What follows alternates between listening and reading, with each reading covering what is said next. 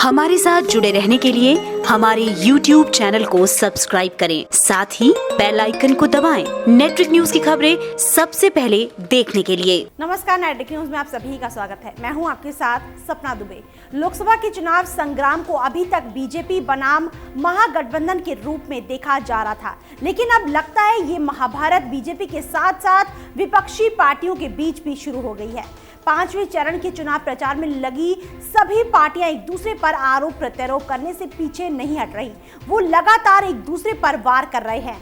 चुनावी माहौल में जुबानी बयानबाजियां भी तेज हो गई हैं। जहां देश में भीषण चक्रवाती तूफान ने अब भयंकर रूप ले लिया है, तो वहीं इस चुनावी समर में राजनेताओं के बयान ने भी माहौल को पूरी तरह से तांडव में तब्दील कर दिया है। हर कोई बस इस जुबानी हमले का हिस्सा बन रहा है। एक दूसरे पर वार और पलटवार का ये नया दौर कांग्रेस महासचिव प्रियंका गांधी के एक बयान से शुरू हुआ, जिस पर सपा बसपा ने अपना पलटवार किया है। वैसे तो ये जंग मोदी लहर को बाहर का रास्ता दिखाने के लिए हो रही थी, लेकिन इस जंग का रुख प्रियंका गांधी ने अपनी तरफ कर लिया है, क्योंकि पहले यूपी गठबंधन सिर्फ पीएम मोदी और बीजेपी पर अपने तीखे शब्दों के बाण छोड़ते थे, लेकिन अब गठबंधन लगातार कांग्रेस पर हमला बोल रहा है। दरअसल कांग्रेस महासचिव प्रियंका गांधी वाड्रा 1 मई को अमेठी में एक रैली को संबोधित करने पहुंची थी। उस दौरान प्रियंका ने कहा था कि यूपी में कांग्रेस ने मजबूत उम्मीदवार उतारे हैं। वैसे तो सभी जीत रहे हैं, लेकिन जो इस बार चुनाव में नहीं जीत पाएंगे वो बीजेपी के वोट काटेंगे। प्रियंका गांधी के इस बयान पर घमासान मच गया। प्रियंका के इस बयान पर सबसे पहले समाजवादी पार्टी के अध्यक्ष अखिलेश यादव ने निशाना साधते हुए कहा कि ऐसा नहीं होता है।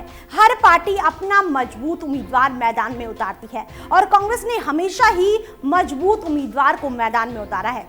देश की जनता उनके साथ नहीं है, इसलिए वो इस तरह के बयान दे रहे हैं। कांग्रेस ने बीजेपी को जिताने के लिए कमजोर प्रत्याशी को उतारा है।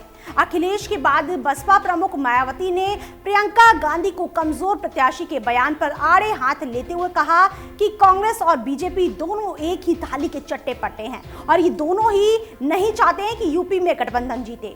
कांग्रेस यूपी में बीजेपी को तो जीतता देखना चाहती है, लेकिन वो नहीं चाहती कि यूपी में गठबंधन सत्ता में आए। अखिलेश और मायावती ने कहा है कि बीजेपी ने सरकारी एजेंसियों का गलत इस्तेमाल करना कांग्रेस से ही सीखा है। समाजवादी पार्टी के अध्यक्ष अखिलेश यादव और बसपा प्रमुख मायावती के कांग्रेस पर हमला बोलने और प्रियंका गांधी के बयान की निंदा करने के बाद प्रियंका ने अपने बयान को बदलते हुए गठबंधन पर पलटवार करते हुए कहा कि हमारे सारे प्रत्याशी मजबूती से लड़ रहे हैं और बीजेपी का ही नुकसान होगा। प्रियंका ने अपने बयान के पलटवार में ये साफ कर दिया है कि कांग्रेस की लड़ाई सिर्फ बीजेपी से है।